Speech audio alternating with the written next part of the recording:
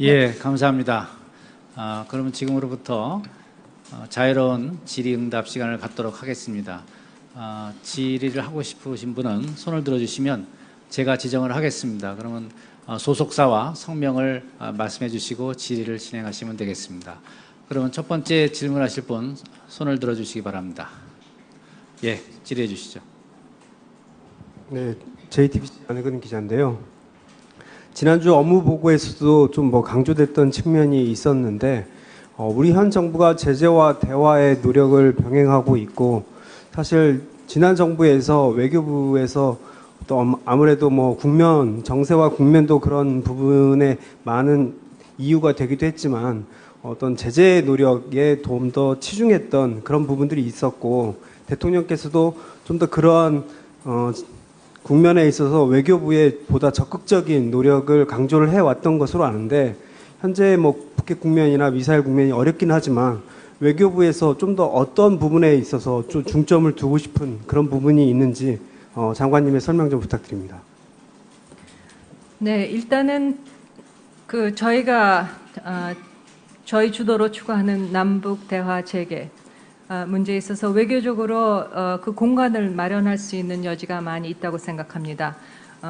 예컨대 남북이 공히 공간을 두고 있는 현지에서는 적극적으로 북한과의 접촉을 통해서 우리의 제안을 설명하고 호응해 오도록 그런 노력하는 부분이 있을 수 있겠고요.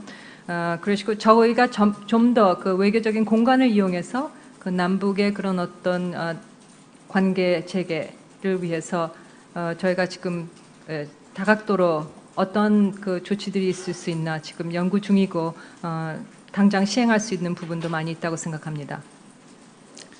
예, 다음 질문하실 분, 예, 질문해 주시죠. 네, 저 채널A 김성진 기자입니다. 지난 7월 18일에 북한이 2차 ICBM 발사한 이후 직후에 대통령께서 국관을 뒤져서라도 독자적인 대북 제재 방안 검토해보라 지시를 했습니다. 딱 한 달째인데 지금 청와대 일각에서는 조만간에 독자 제재안 발표할 것이다 이게 나오고 있는데 혹시 준비하시는 내용이 있으신지 여쭙고 싶고요.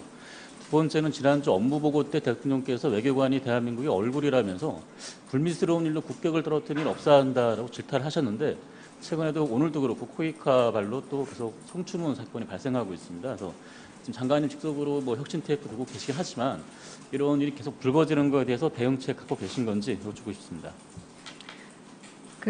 북한에 대한 제재, 안보리 채택 이후 또 그 이전에 제재 방안의 효율성을 높이기 위한 문제에 대해서도 여전히 한미 간의 긴밀한 공조를 통해서 협의를 하고 있습니다만 곧 저희 정부의 발표가 있을 예정입니다. 그 상세한 내용은 발표 위에 나오는 저희 대변인 설명을 통해서 확인해 주시기 바랍니다. 저희 부의 공간이나 본부에 있는 저희 부 직원 대다수는 전 거의 대다수라고 생각합니다만 그 기회를 빼놓고 각자 자리에서 최선을 다하고 아주 높은 윤리의식과 프로페셔널 의식을 갖고 일하고 있다고 생각합니다만, 이런 사건이 하나 터질 때마다 외교부를 수장으로서 저도 굉장히 큰 자괴감을 느끼고 있고요. 어쨌든 제가 외교부 장관으로 있는 한 이러한 불미스러운 일들은 근절되는 방향으로 감사관, 감찰 업무에 큰 힘을 실어주고요. 그리고 성비에 대해서는 그야말로 관용의 원칙, 그리고 공관장에 대해서는 한 번 징계를 받은 상황이면은 더 이상 공관장에 재보임되지 않는 그런 강력한 제치들을 새로 지난 7월 달에 발표를 했습니다. 그리고 성비나 또 갑질 이런 거에 대해서는 감사관한테 직통으로 그런 어떤 위협을 받지 않고 신고를 할 수 있는 소통 채널도 마련하였고요. 그래서 하루아침에 이것이 완전히 근절될 수 있다 생각은 안 합니다. 또 이런 케이스들이 발각이 될 수 있을지도 모르겠습니다만 있을 때마다 저희는 아주 철저히 대응할 준비가 되어 있습니다. 예, 다음 질문하실 분 손 들어주시기 바랍니다. 예, 질문해 주시죠. 네, 한국일보 조용빈입니다, 장관님. 북한과의 대화 조건에 관한 질문 드리고 싶은데요. 일단 대화를 하려면 북한이 일단 전략 도발을 일단은 좀 멈춰야 한다는 게 우리 정부 그리고 미국의 공통된 인식인 것 같습니다. 그러면 북한이 전략 도발을 언제까지 멈추면은 대화를 모색해 볼 수 있다, 그런 어떤 일종의 기준 같은 게 마련이 돼 있는지, 그리고 장관님 모두 발언에서도 직접 언급을 하셨지만 쌍십절 뭐 이런 식으로 구체적인 어떤 기준이 마련돼 있는지 궁금합니다. 어떤 그 계기는, 달력상의 그 계기는 저희가 과거의 예를 봤을 때 그런 그 계기를 이용하여 북한이 도발한 그런 어떤 전력들이 있기 때문에 저희가 그걸 지켜보는 거고요.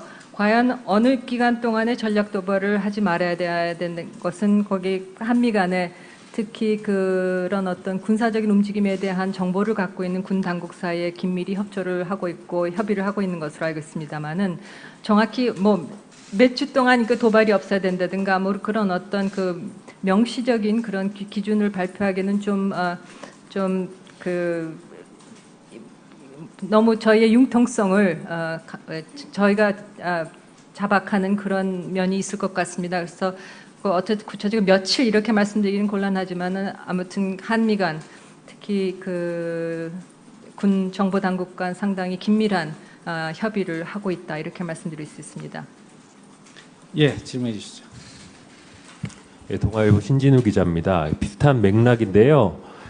강한 제재와 압박은 이제 한미가 이제 공통적으로 주장하는 부분이라고 알고 있는데, 강한 제재 압박 그리고 이제 대화는 공존할 수 있는 측면이 있지만, 강한 제재와 압박 그리고 개성공단의 제기는 좀 모순된 게 아니냐는 지적이 나옵니다.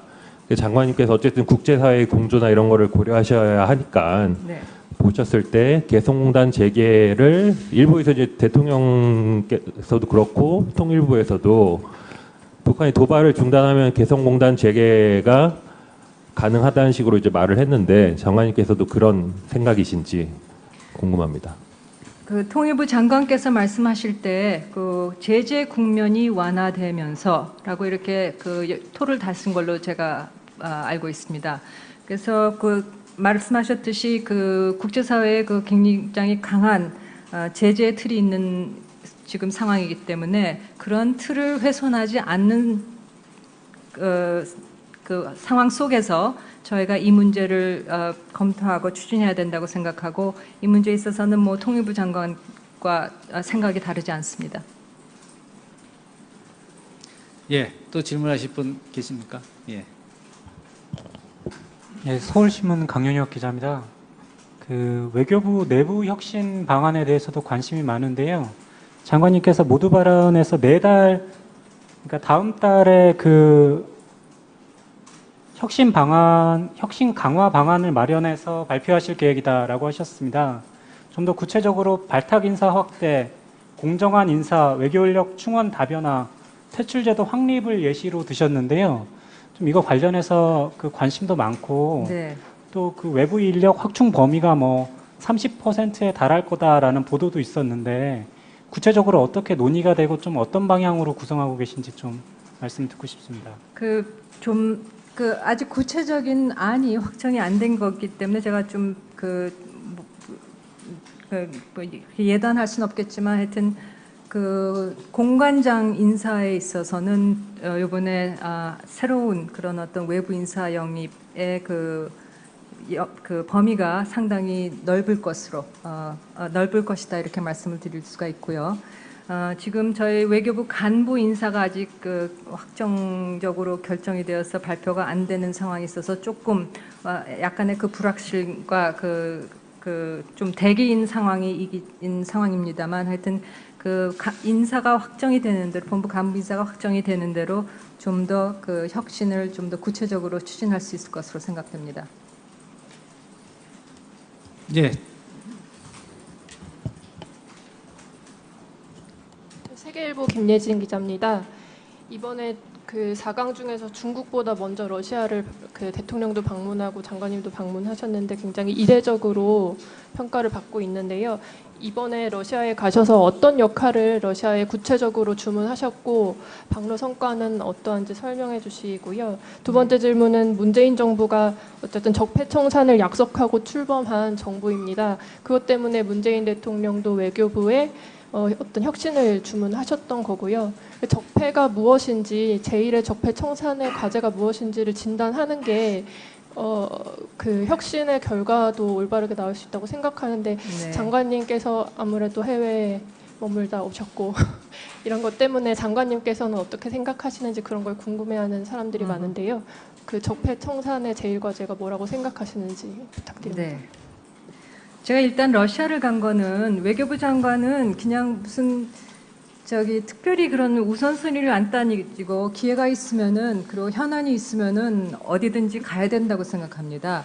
그리고 러시아 방문은 그 대통령께서 참석하시는 동방경제 포럼 그 준비가 몇 주 앞에 있는 상황에서 라브로프 장관하고 시간을 조절하다 보니까 딱 그때만이 모스크바에 계신 상황이기 때문에 제가 그때 간 거고요.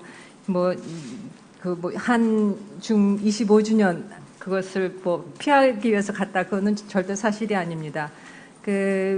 앞으로도 상대국이 누구냐 이게 우리의 그 외교 정책에 있어서 얼마만큼 우선순위야 그걸 따져야겠죠. 제 시간이 한정된 상황이지만 그렇지만 현안이 있고 서로 시간이 맞아서 갈 기회가 된다 그러면은 러시아든 중국이든 일본이든 미국은 물론이고요. 그리고 그밖에 다른 나라도 열심히 다닐 생각입니다.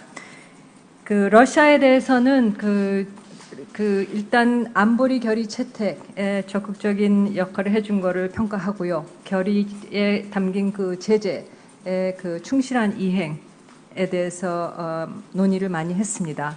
그 부분에 대해서는 라브로프 장관도 확실하게 러시아도 충실히 이걸 이행하겠다. 그리고 또한 한국의 그 제재와 압력과 대화를 병행한다 하는 우리의 대북 방침에 대해서 적극 호응을 하고 지원을 하겠다. 이런 확인이 있었습니다. 한러 관계에 있어서는 요번에 극동에 있어서의 실질 협력 사업이 굉장히 많이 지금 준비되고 있습니다. 그래서 예컨대 블라디보스토크 근처에 농수산 가공 물류 지원 단지라는 그런 어떤 큰 프로젝트 있는데 거기에 우리 기업들이 굉장히 많은 관심을 갖고 진출을 하려고 하는데 그런 부분에 있어서의 러시아의 그런 어떤 준비가 어떻게 돼 있는지 우리 기업들의 입찰에 대한 러시아 정부의 그런 어떤 지원을 당부하는 등 그거는 단 하나의 실질 협력 사업에 불과하고 여러 가지 사업이 있습니다. 그래서 그 중에서도 어떤 것이 중요하고 준비가 돼 있어 양 대통령께서 MOU를 서명하실 수 있는지 이런 것도 점검하고요. 물론 또 동방경제 포럼 참석하시는 우리 대통령에 대한 예우, 정상회의의 어떤 의제가 될지 이런 것을 충분히 협의를 하고 왔습니다. 적폐 청산과 관련해서는 저희 혁신 타스크포스를 운영하면서 제일 먼저 한 게 조직 진단입니다. 그것은 온라인을 통해서 본부에 또 공관에 있는 직원 여러분들 그리고 외부에 자문을 많이 구해서 그 진단서를 보고서는 우리의 문제가 무엇인지 그것을 꼭 적폐라고 하지 않아도 우리의 외교부의 문제가 무엇인지에 대해서 가장 크게 또 화두가 된 게 폐쇄적이다 하는 이 조직이 구조적으로나 문화적으로 폐쇄적이다. 그래서 간부들하고 토의가 과연 우리가 폐쇄적이냐 거기에 동의하지 않는 간부들도 있었고요. 그리고 이게 우리의 의지와 상관없이 우리의 업무 자체가 많은 부분 그런 대외비, 기밀로 추구이 될 수밖에 없는 그런 상황에서 업무 자체가 우리로 하여금 이렇게 좀 문을 닫는 그런 업무 문화를 가져왔다 하는 여러 가지 논의가 있었습니다만 하여튼 진단이 그런 만큼 하여튼 좀 더 개방적으로 가야 된다고 생각합니다. 인사충원 문제에 있어서나 업무 방식에 있어서나 더욱이 더 중요한 것은 대국민과의 소통에 있어서 좀 더 의지를 가지고 그 소통의 길을 제도화하고 체계화해야 된다고 생각합니다. 네. 네, MBC 윤지훈입니다. 장관님께 두 가지 질문을 드리겠는데요. 그제 북한이 쏜 단거리 발사체 관련돼서 정부가 규탄 성명을 내지 않았는데 그 특별한 이유가 있는 것인지 첫째 궁금하고요. 두 번째 연결해서 조금 전 국방부에서 어제 그제 북한이 쏜 게 단거리 발사체가 단거리 탄도 미사일 가능성이 높다라고 좀 밝혔는데 이렇게 되면 명백한 유엔 안보리 결의 위반인 셈인데 마찬가지로 여전히 규탄 성명을 낼 의향은 없는 것인지 궁금합니다. 예, 저는 러시아를 갔다 돌아오는 길에 공항에 내리자마자 이 소식을 접하고 그리고 저 NSC에 참석한 1차관으로부터 보고를 받았습니다만 우리는 발사 직후 긴급 NSC 상임위를 개최해서 상황을 평가하고 우리 군의 대비 태세를 점검하고 또 현 진행 중인 UFG 2부 연습을 더욱 더 철저히 해나가기로 하는 등 관계 부처가 그 이전에도 또 그 이후에도 긴밀히 공조하고 있다고 생각합니다. 이 발사체에 대한 그 정밀 분석은 아직 진행 중인 걸로 알고 있습니다. 그게 뭐 300mm 방사포다 또는 탄도의 미사일이다 이런 여러 가능성이 있지만은 하여튼 좀 더 정밀한 분석을 토대로 이것이 과연 무엇인지 그 결론이 내려질 것 같습니다. 그래서 아직 정밀 분석이 진행 중인 상황인 만큼 구체적인 방안이 어떻게 될지는 그 분석 결과에 따라서 결정을 할 수 있을 것 같습니다.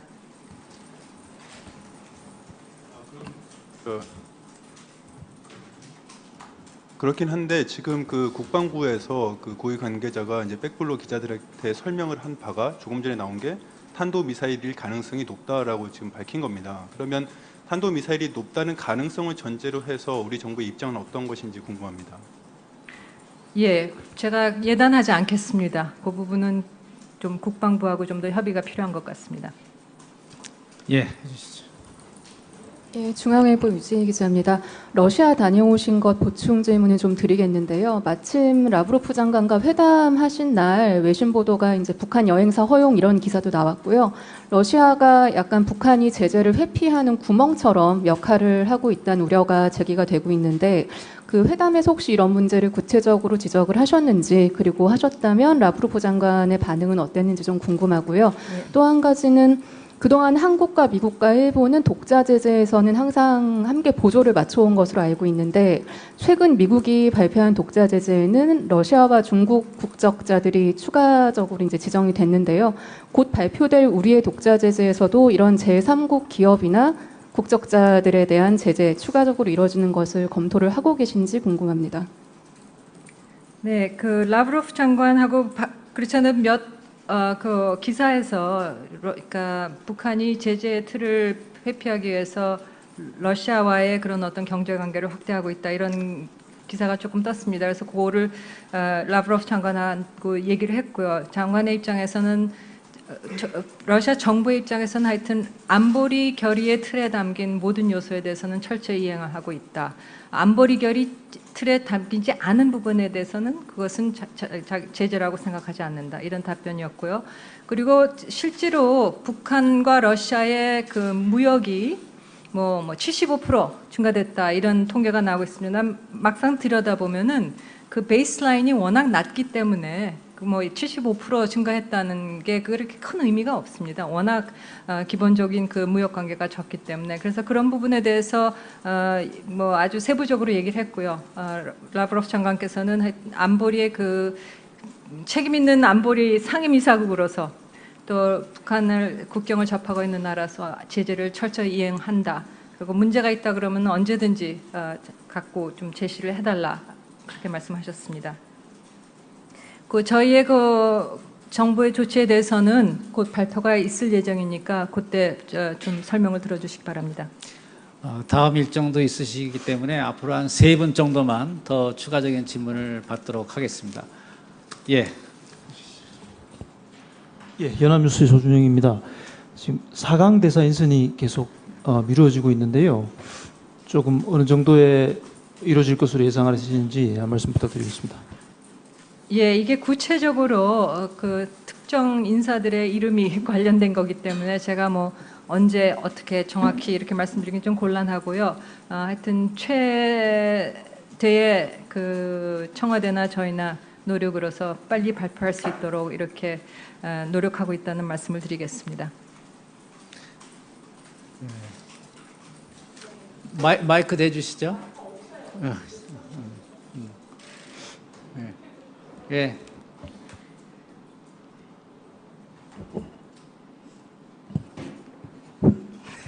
코리아 헤레드 신현희 기자인데요.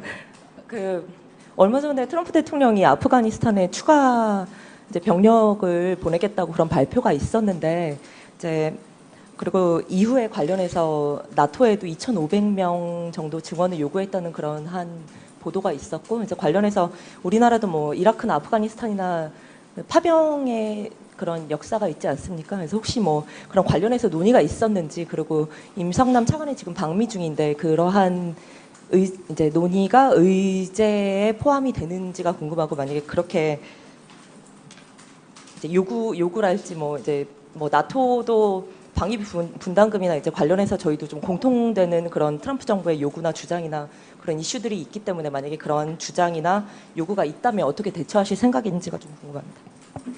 네, 역시 저희가 그런 요청을 받는다는 그 보고를 안 받고 있습니다. 아직. 그리고 나토에 대한 병력 요청은 나토는 이미 많은 병력을 아프간에 보낸 상황이기 때문에 그 연장선상에서 되는 요청이라고 생각하고요.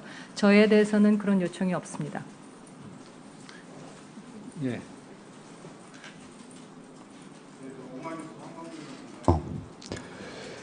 좀 전에 외교부 폐쇄성 이런 말씀을 하셔서 기억이 나서 질문을 드리는데요. 위안부 합의 자료 공개 소송이 좀 진행 중이지 않습니까? 1심에서 외교부가 패소해서 항소해서 지금 2심이 진행 중인데요. 위안부 합의 관련된 TF도 지금 운영 중인 상황이기 때문에 그러니까 외교부가 이 항소를 취하해서 자료를 공개해야 되지 않느냐 이런 의견들이 좀 많은데 이에 대해서 어떤 생각이신지 좀 말씀해 주십시오. TF를 운영하면서 TF가 보는 자료에 대한 공개 부분은 굉장히 제한된 그런 어떤 형태를 가지고 공개가 되는 부분이고요. 일반적인 외교문서 공개는 저희의 원칙에 따라서 30년이 넘은 외교문서에 대해서 공개를 한다는 그러한 정책을 저희가 견지하는 차원에서 저희는 비공개 입장을 선택을 했던 거고요. 거기에 대해서 지금 소송이 진행 중이고 지금 변론이 계속 진행이 되는 걸로 알고 있습니다. 외교부 타스크포스에 대해서는 기본적으로 가장 하여튼 사실에 가장 근접하게 갈 수 있도록 면밀하게 경과와 합의 내용에 담긴 요소들이 어떤 논의를 통해서 거기에 들어가게 됐는지 이러한 부분을 봐야 되기 때문에 그 문서를 봐야 되는 그런 업무의 속성상 그렇기 때문에 하지만 그거는 잘 관리된 틀에서 타스크포스의 위원들이 보는 그런 어떤 상황이 되기 때문에 일반적인 정보 공개하고는 차원이 다른 것이라고 생각합니다. 예, 마지막으로 마지막 질문이 되겠습니다. 김진영 기자라고 합니다.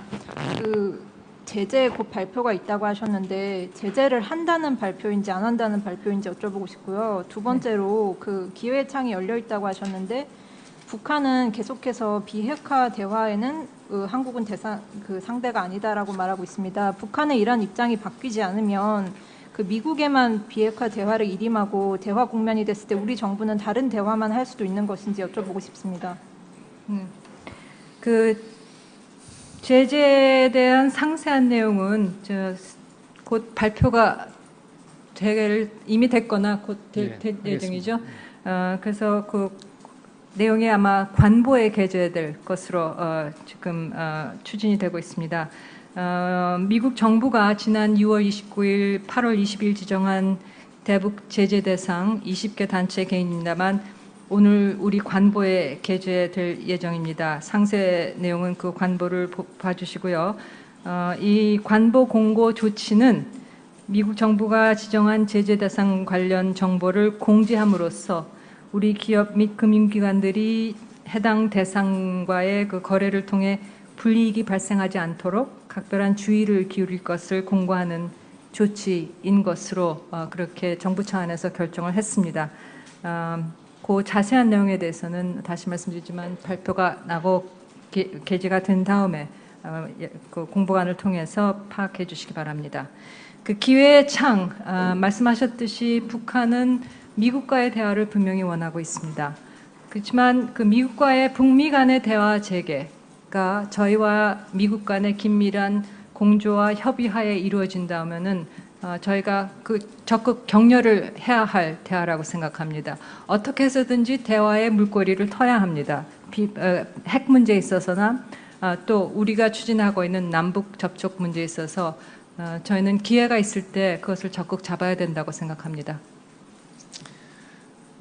예, 진짜 마지막으로 우리 강정숙 기자님. 네, 아주경제신문의 강정숙입니다. 이제 정부가 한미 정상회담도 하셨고요. 그리고 러시아도 다녀오셨고, 네, 가실 거고 아시안과도 접촉이 예정돼 있는데, 네, 일각에서는 이제 한중 정상회담을 둘째치고 이제 사드 발사대가 추가 배치가 되면서 이거와 맞물리면서 우리 정부가 중국과의 관계 개선을 적극적이기보다는 일단은 뒤로 미루고 좀 지켜본다는 입장이 아니냐는 얘기도 나오고 있습니다.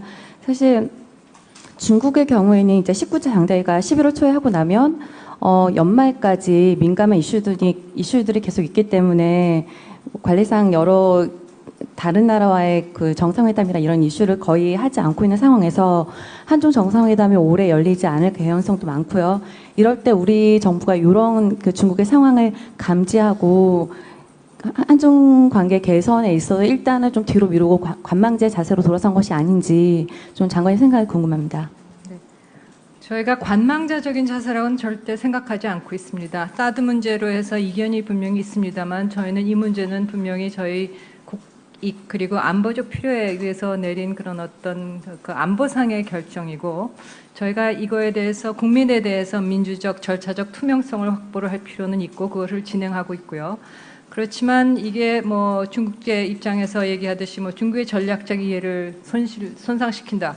그 부분에 대해서는 저희가 대화를 하고 그거를 해소해줄 그런 어떤 대화를 하고자 하는데 거기에 대해서 아직까지는 중국하고 좀 이렇게 소통이 잘 안 되고 있는 부분이 있습니다만 저는 계속 노력할 거고요. 한중 정상 간 서로 상호 편리한 시기에 저희 대통령께서 방중하신다. 그런 원칙적인 합의가 있는 만큼 저희는 그 합의를 기초로 계속 조율해 나가고 협의해 나갈 것입니다. 예, 감사합니다. 다음 일정도 있으시고. 저 마지막 질문 하나만 중요한 문제인데 거론이 안 된 것 같아서요. 그 한미 미사일 지침 개정 논의나 이번 주 내에 사드 잔여 발사대가 그 성주 기지에 반입되는 걸로 알려져 있는데요. 그 관련해서 외교부에서 관계국들과 어떤 협의를 진행하고 계신지 혹은 어떻게 협조를 구하실지 좀 말씀 듣고 싶습니다. 그 한미 미사일 지침 개정에 대해서는 양국방 당국 간 그 실무적인 접촉이 이루어지고 있다고 보고를 받았습니다. 그래서 본 협상에서 의제를 어떻게 설정할지 그 대표단은 어떻게 구성할지 이 부분에 대해서는 아직 좀 연구 중이라고 들었고요. 그 사드 잔여 발사대 배치에 대해서는 한미 간 협의를 통해서 지금 배치를 추진하고 있는 걸로 알고 있습니다. 한미 간 굉장히 계속 공조를 할 부분이고 이거에 대해서는 저희가 주요 국계에 대해서는 미리 대통령께서 7월 28일 그 임시 발사를 한미 간 긴밀한 협조를 통해서 배치를 하라 한 말씀 지시를 내리신 직후 저희가 중요 국들에 대해서 이미 브리핑을 했습니다. 예, 감사합니다. 오늘 우리 브리핑을 여기서 마치도록 하겠습니다. 감사합니다. 감사합니다. 네. 수고하셨습니다. 그 혁신을 좀 더 구체적으로 추진할 수 있을 것으로 생각됩니다. 예. 세계일보 김예진 기자입니다. 이번에 그 4강 중에서 중국보다 먼저 러시아를 그 대통령도 방문하고 장관님도 방문하셨는데 굉장히 이례적으로 평가를 받고 있는데요. 이번에 러시아에 가셔서 어떤 역할을 러시아에 구체적으로 주문하셨고 방로 성과는 어떠한지 설명해 주시고요. 두 번째 질문은 문재인 정부가 어쨌든 적폐 청산을 약속하고 출범한 정부입니다. 그것 때문에 문재인 대통령도 외교부에 어떤 혁신을 주문하셨던 거고요. 적폐가 무엇인지 제1의 적폐 청산의 과제가 무엇인지를 진단하는 게 그 혁신의 결과도 올바르게 나올 수 있다고 생각하는데 네. 장관님께서 아무래도 해외 머물다 오셨고 이런 것 때문에 장관님께서는 어떻게 생각하시는지 그런 걸 궁금해하는 사람들이 많은데요. 그 적폐청산의 제일 과제가 뭐라고 생각하시는지 부탁드립니다. 네. 제가 일단 러시아를 간 거는 외교부 장관은 그냥 무슨 특별히 그런 우선순위를 안 따지고 기회가 있으면은 그리고 현안이 있으면은 어디든지 가야 된다고 생각합니다. 그리고 러시아 방문은 그 대통령께서 참석하시는 동방경제 포럼 그 준비가 몇 주 앞에 있는 상황에서 라브로프 장관하고 시간을 조절하다 보니까 딱 그때만이 모스크바에 계신 상황이기 때문에 제가 그때 간 거고요. 한중 25주년 그것을 피하기 위해서 갔다 그거는 절대 사실이 아닙니다. 앞으로도 상대국이 누구냐 이게 우리의 그 외교 정책에 있어서 얼마만큼 우선순위야 그걸 따져야겠죠. 제 시간이 한정된 상황이지만 그렇지만 현안이 있고 서로 시간이 맞아서 갈 기회가 된다 그러면은 러시아든 중국이든 일본이든 미국은 물론이고요. 그리고 그밖에 다른 나라도 열심히 다닐 생각입니다. 러시아에 대해서는 일단 안보리 결의 채택에 적극적인 역할을 해준 거를 그래서 국관을 뒤져서라도 독자적인 대북 제재 방안 검토해보라 지시를 했습니다. 딱 한 달째인데 지금 청와대 일각에서는 조만간에 독자 제재안 발표할 것이다 이게 나오고 있는데 혹시 준비하시는 내용이 있으신지 여쭙고 싶고요. 두 번째는 지난주 업무보고 때 대통령께서 외교관이 대한민국의 얼굴이라면서 불미스러운 일로 국격을 떨어뜨린 일 없어야 한다라고 질타를 하셨는데 최근에도 오늘도 그렇고 코이카 발로 또 계속 성추문 사건이 발생하고 있습니다. 그래서 지금 장관님 직속으로 혁신 TF 두고 계시긴 하지만 이런 일이 계속 불거지는 것에 대해서 대응책 갖고 계신 건지 여쭙고 싶습니다. 북한에 대한 제재, 안보리 채택 이후 또 그 이전에 제재 방안의 효율성을 높이기 위한 문제에 대해서도 여전히 한미 간의 긴밀한 공조를 통해서 협의를 하고 있습니다만 곧 저희 정부의 발표가 있을 예정입니다. 그 상세한 내용은 발표 위에 나오는 저희 대변인 설명을 통해서 확인해 주시기 바랍니다. 저희 부의 공관이나 본부에 있는 저희 부 직원 대다수는 전 거의 대다수라고 생각합니다만 그 기회를 빼놓고 각자 자리에서 최선을 다하고 아주 높은 윤리의식과 프로페셔널 의식을 갖고 일하고 있다고 생각합니다만 이런 사건이 하나 터질 때마다 외교부를 수장으로서 저도 굉장히 큰 자괴감을 느끼고 있고요. 어쨌든 제가 외교부 장관으로 있는 한 이러한 불미스러운 일들은 근절되는 방향으로 감사관, 감찰 업무에 큰 힘을 실어주고요. 그리고 성비에 대해서는 그야말로 무관용의 원칙, 그리고 공관장에 대해서는 한 번 징계를 받은 상황이면은 더 이상 공관장에 재보임되지 않는 그런 강력한 제치들을 새로 지난 7월 달에 발표를 했습니다. 그리고 성비나 또 갑질 이런 거에 대해서는 감사관한테 직통으로 그런 어떤 위협을 받지 않고 신고를 할 수 있는 소통 채널도 마련하였고요. 그래서 하루아침에 이것이 완전히 근절될 수 있다 생각은 안 합니다. 또 이런 케이스들에서도 그렇고 통일부에서도 북한이 도발을 중단하면 개성공단 재개가 가능하다는 식으로 이제 말을 했는데 장관님께서도 그런 생각이신지 궁금합니다. 통일부 장관께서 말씀하실 때 제재 국면이 완화되면서라고 이렇게 토를 다쓴 걸로 제가 알고 있습니다. 그래서 말씀하셨듯이 국제사회의 굉장히 강한 제재 틀이 있는 지금 상황이기 때문에 그런 틀을 훼손하지 않는 상황 속에서 저희가 이 문제를 검토하고 추진해야 된다고 생각하고 이 문제에 있어서는 통일부 장관과 생각이 다르지 않습니다. 예, 또 질문하실 분 계십니까? 예. 네, 서울신문 강윤혁 기자입니다. 외교부 내부 혁신 방안에 대해서도 관심이 많은데요. 장관님께서 모두 발언에서 내달, 그러니까 다음 달에 혁신 강화 방안을 마련해서 발표하실 계획이다라고 하셨습니다. 좀 더 구체적으로 발탁 인사 확대, 공정한 인사, 외교인력 충원 다변화, 퇴출제도 확립을 예시로 드셨는데요. 좀 이거 관련해서 그 관심도 많고 네. 또 그 외부 인력 확충 범위가 뭐 30%에 달할 거다라는 보도도 있었는데 구체적으로 어떻게 논의가 되고 좀 어떤 방향으로 구성하고 계신지 좀 말씀 듣고 싶습니다. 아직 구체적인 안이 확정이 안 된 거기 때문에 제가 좀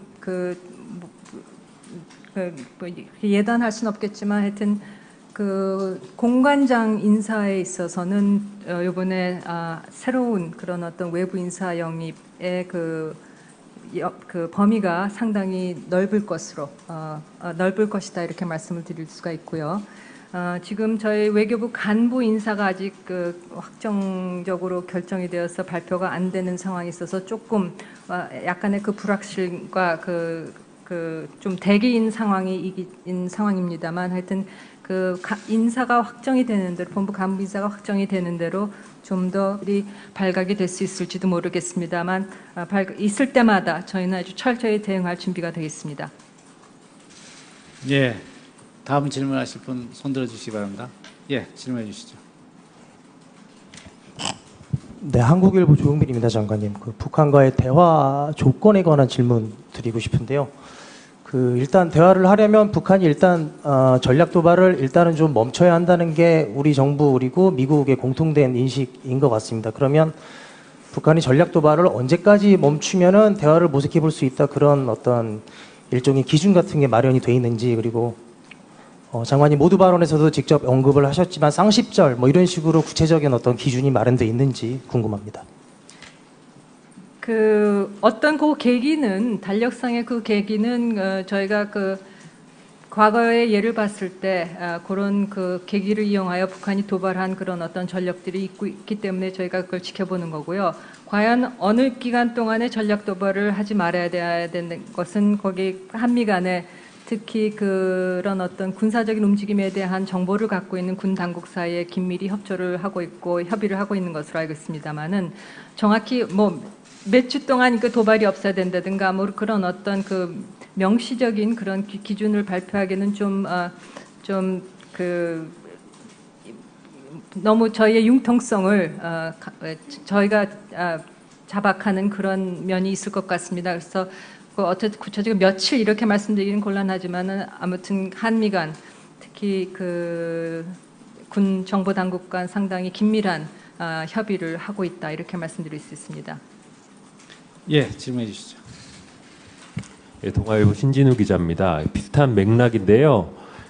강한 제재와 압박은 이제 한미가 이제 공통적으로 주장하는 부분이라고 알고 있는데, 강한 제재 압박 그리고 이제 대화는 공존할 수 있는 측면이 있지만, 강한 제재와 압박 그리고 개성공단의 제기는 좀 모순된 게 아니냐는 지적이 나옵니다.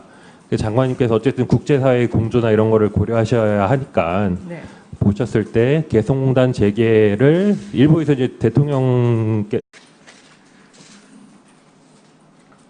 예, 감사합니다. 그러면 지금으로부터 자유로운 질의응답 시간을 갖도록 하겠습니다. 질의를 하고 싶으신 분은 손을 들어주시면 제가 지정을 하겠습니다. 그러면 소속사와 성명을 말씀해 주시고 질의를 진행하시면 되겠습니다. 그러면 첫 번째 질문하실 분 손을 들어주시기 바랍니다. 예, 질의해 주시죠. 네, JTBC 안혜근 기자인데요. 지난주 업무 보고에서도 좀 강조됐던 측면이 있었는데, 우리 현 정부가 제재와 대화의 노력을 병행하고 있고, 사실 지난 정부에서 외교부에서 또 아무래도 국면 정세와 국면도 그런 부분에 많은 이유가 되기도 했지만 어떤 제재 노력에 좀 더 치중했던 그런 부분들이 있었고, 대통령께서도 좀 더 그러한 국면에 있어서 외교부에 보다 적극적인 노력을 강조를 해왔던 것으로 아는데, 현재 북핵 국면이나 미사일 국면이 어렵긴 하지만 외교부에서 좀 더 어떤 부분에 있어서 좀 중점을 두고 싶은 그런 부분이 있는지 장관님의 설명 좀 부탁드립니다. 네, 일단은 저희가 저희 주도로 추구하는 남북 대화 재개 문제에 있어서 외교적으로 그 공간을 마련할 수 있는 여지가 많이 있다고 생각합니다. 예컨대 남북이 공히 공간을 두고 있는 현지에서는 적극적으로 북한과의 접촉을 통해서 우리의 제안을 설명하고 호응해 오도록 그런 노력하는 부분이 있을 수 있겠고요. 그러시고 저희가 좀 더 그 외교적인 공간을 이용해서 그 남북의 그런 어떤 관계 재개를 위해서 저희가 지금 다각도로 어떤 그 조치들이 있을 수 있나 지금 연구 중이고 당장 시행할 수 있는 부분도 많이 있다고 생각합니다. 예, 다음 질문하실 분, 예, 질문해 주시죠. 네, 저 채널A 김성진 기자입니다. 지난 7월 18일에 북한이 2차 ICBM 발사한 이후 직후에 대통령